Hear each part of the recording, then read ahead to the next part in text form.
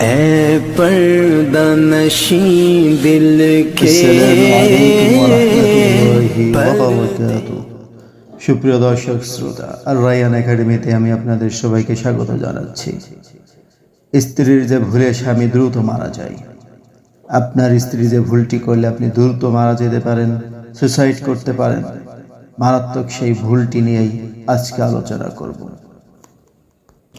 তবে মা বোন, please, I would like to request all of you, those of people, those of female who are watching right now, who are listening right now, একটা request করবো আপনাদেরকে। আপনার যে একটি ভুলের কারণে আপনার স্বামী মারা যাচ্ছে, আপনার স্বামীর হায়াত কমে যাচ্ছে, আপনার স্বামী সুসাইড করার মতো গুরুতর পাপের পথে চলে যাচ্ছে।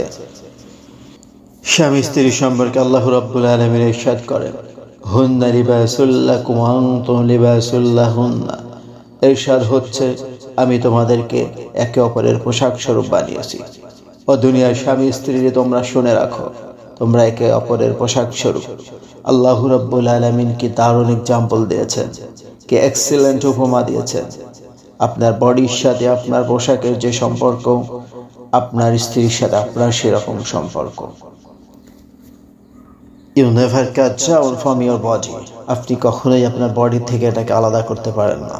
স্বামী স্ত্রীর সম্পর্ক অতি মধুর, এখানে ভালোবাসার আপ ডাউন হতেই পারে।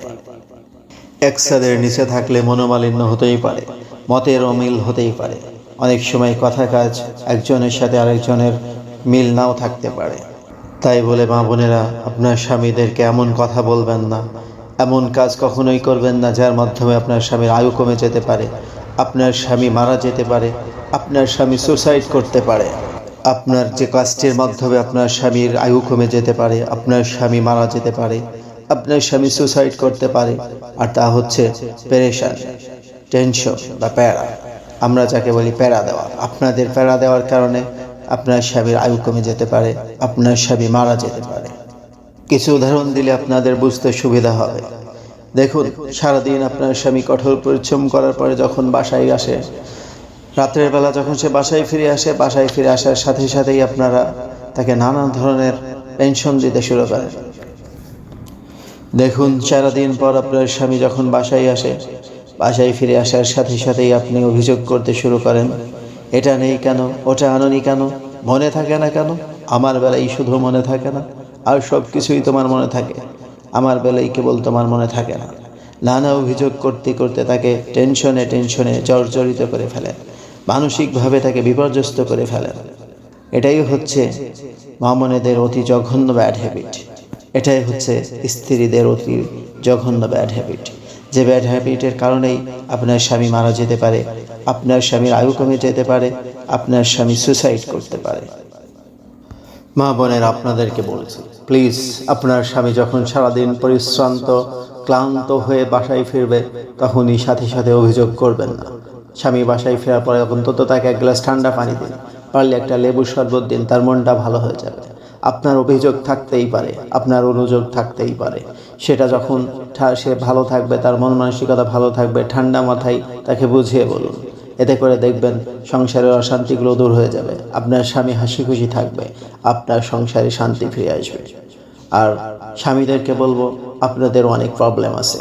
আপনারা কথায় কথায় স্ত্রীদের দোষ ধরেন, কথায় কথায় স্ত্রীদেরকে মারধর পর্যন্ত করেন, যেটা কখনোই করবেন না। স্ত্রীর টেনশনের কারণে, স্ত্রীর প্যারার কারণে স্বামী আত্মহত্যা করেছে, স্বামী সুসাইড করেছে, এরকম উদাহরণ, এরকম এক্সাম্পল আমাদের সমাজে অভাব নেই। আপনারা জানেন, কিছুদিন আগে একজন সেলিব্রিটি শ্বশুর সে ফেসবুকে লাইভে এসে সুসাইড করেছে, আত্মহত্যা করেছে। কেন?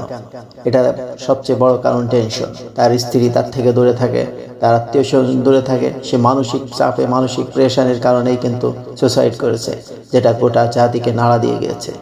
সো মা বোনের, আপনাদেরকে রিকোয়েস্ট করছি, আপনারা আপনাদের এই ব্যাড হ্যাবিটগুলো ত্যাগ করুন, আপনাদের এই ব্যাড হ্যাবিটগুলো অ্যাভয়েড করুন। দেখবেন আপনার সংসার শান্তিতে ভরে যাবে, আপনার সংসার শান্তিতে ভরে যাবে, আপনার সংসার সুখে ভরে যাবে।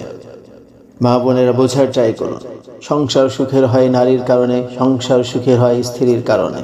আপনিই আপনার সংসারের সুখের একমাত্র ভিত্তি, আপনিই আপনার সংসারের একমাত্র বেসমেন্ট। আপনি যদি ভালো থাকেন, আপনার আচরণ যদি ভালো হয়, আপনার স্বামী বদলে যেতে পারে, আপনার স্বামী ভালো হয়ে যেতে পারে। আদারওয়াইজ আপনার কারণে আপনার স্বামী নেশাখোর হতে পারে, আপনার স্বামী সুসাইড করতে পারে। সুতরাং মা বোনদেরকে রিকোয়েস্ট করছি, আপনারা আপনাদের ব্যাড হ্যাবিটগুলো ত্যাগ করুন। আপনারা কখনোই আপনার স্বামীকে এত সহজে আপনার স্বামীর কাছে বিভিন্ন ধরনের অনুযোগ অভিযোগ করবেন না। বিশেষ করে যারা তখন স্বামীরা যখন ক্লান্ত শ্রান্ত হয়ে বাসায় ফিরে আসে, তখন কোনোভাবেই তাদেরকে নানা রকম অনুযোগ অভিযোগে পেরেশানি করে তুলবেন না, তাদেরকে মানসিকভাবে বিপর্যস্ত করবেন না। এতে করে আপনারই সংসার নষ্ট হবে, এতে করে আপনারই সংসারের সুখ চিরতরে বিদায় নেবে। সো মা বোনেরা, আশা করি আপনারা নিজেদের এই ভুলগুলোকে শুধরে নেবেন। আজকের মতো এখানেই বিদায় নিচ্ছি। ওয়া মা তৌফিক ইল্লা বিল্লাহ ওয়া আখিরু দাওয়ানা আলহামদুলিল্লাহি রাব্বিল আলামিন।